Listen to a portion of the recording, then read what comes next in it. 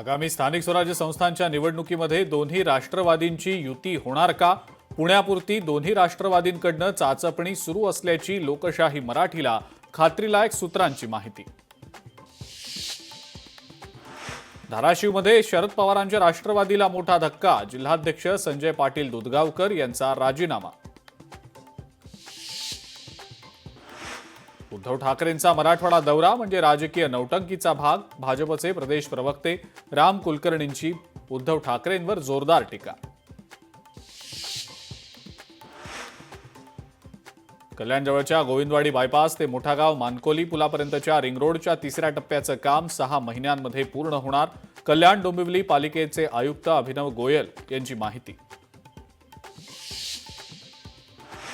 बीडच्या अंबाजोगाई शहरामध्ये निवडणुकीच्या पार्श्वभूमीवर पोलिसांकडून मॉब डिस्पोजलचा सराव, कायदा आणि सुव्यवस्था राखण्यासाठी पोलीस प्रशासन सज्ज। मीरा भाईंदरमध्ये स्पर्धा परीक्षेच्या विद्यार्थ्यांसाठी नव्या अभ्यास केंद्राचा शुभारंभ, बाळासाहेब ठाकरे कला दालनात लोकार्पण सोहळा संपन्न।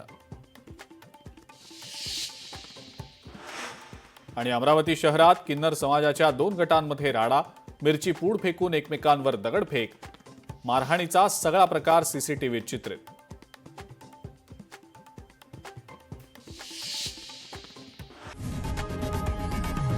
लोकशाही मराठी ऐका, पहा, जागरूक रहा।